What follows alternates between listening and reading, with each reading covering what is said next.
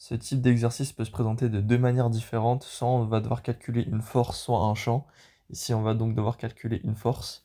Donc, on est sur un segment AB de 4 cm avec deux charges. On va avoir la charge A qui va être chargée de 2 coulombs et la charge B 1 coulomb. On doit calculer la norme de la force électrique exercée du point A sur le point B. Donc, concrètement, ce qu'on cherche, ça va être la force du point A sur le point B. Voilà, donc c'est comme ça qu'on écrit. On cherche F de A sur B. Hop, je vais le réécrire juste ici pour après réécrire la formule. Ok, donc comment on va faire ici? Voilà. On a A et B qui sont séparés par un segment AB.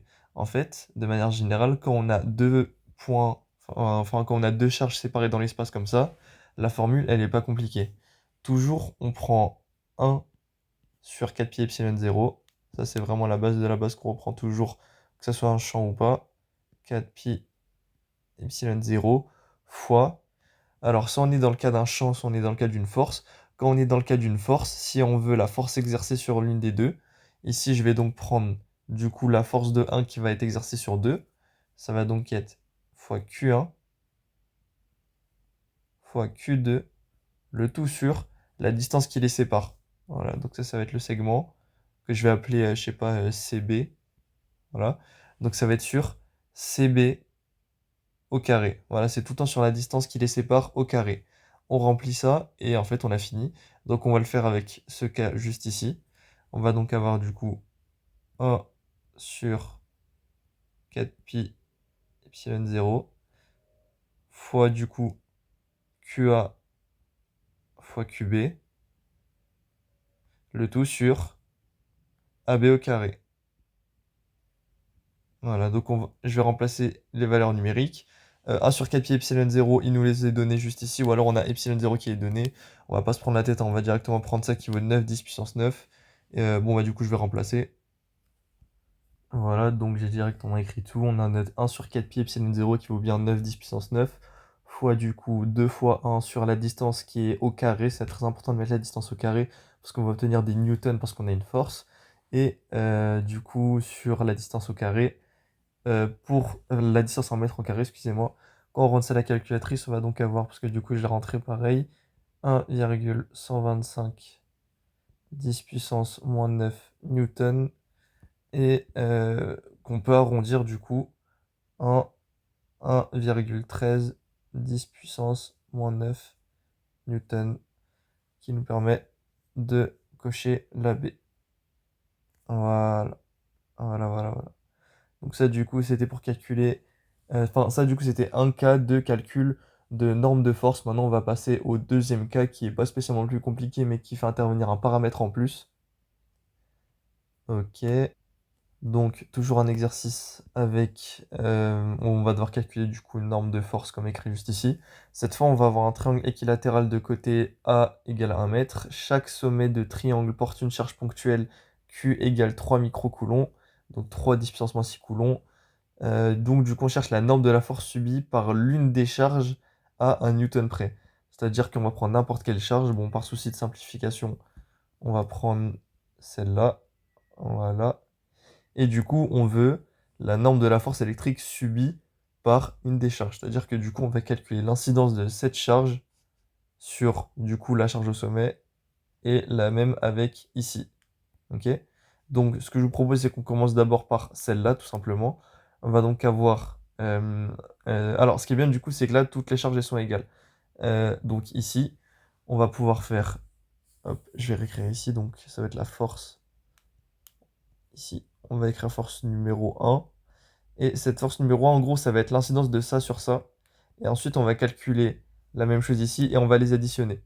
Donc, on va avoir toujours la même histoire. Hop, on n'oublie pas le 1 sur 4 pi epsilon 0 fois du coup Q, bah fois Q parce que du coup les charges sont égales, je les multiplie entre elles, Q fois Q, le tout sur A au carré. Ok? Sauf que cette fois, il y a un paramètre à prendre en plus, c'est que là, on n'est pas sur une ligne droite. Là, on a du coup un angle incident. Comment on va calculer cet angle incident? Et bah cette fois, ça va être par rapport au plan de symétrie juste ici. On va devoir considérer cet angle en plus. Cet angle, on sait que du coup, là on est dans un triangle équilatéral. Chaque angle du coup Leur somme fait 180 degrés, donc un angle ça fait 60 degrés. Voilà. Donc ici, cet angle il fait 30 degrés. Voilà. Donc en fait, juste on considère l'angulation en plus parce que du coup, ça va être notre vecteur unitaire. Hop, fois cos de 30. Vous pouvez le faire avec des radians aussi, c'est pas grave. Mais là, du coup, je vais mettre en degrés. Hop. Voilà, donc fois cos de 30. Et du coup, je vais calculer la même chose avec f2 juste ici, là. Voilà, donc j'ai écrit juste en dessous cette fois f2, ça va être égal à quoi? Et en fait, on se rend compte que bah, c'est la même chose. Donc au lieu de remplir, enfin faire f1 plus f2 et écrire une grosse ligne de calcul dégueulasse, bah, en fait ce qu'on peut faire c'est juste, on va écrire la force totale. En fait, elle est simplement égale à 2 fois ça. Parce que du coup, comme on a des charges égales de chaque côté, bah, j'ai juste besoin de les multiplier par 2. Parce que du coup, c'est la même chose à gauche et à droite. Donc voilà. Hop, ça dégage. Je vais remplacer du coup par les valeurs numériques. Voilà, donc j'ai remplacé par les valeurs numériques. 2 facteurs de 1 sur 4 pi epsilon 0, donc 2 facteurs de 9 10 puissance 9. Ça, du coup, c'est la même chose qu'on avait, voilà, juste ici. Fois Q fois Q.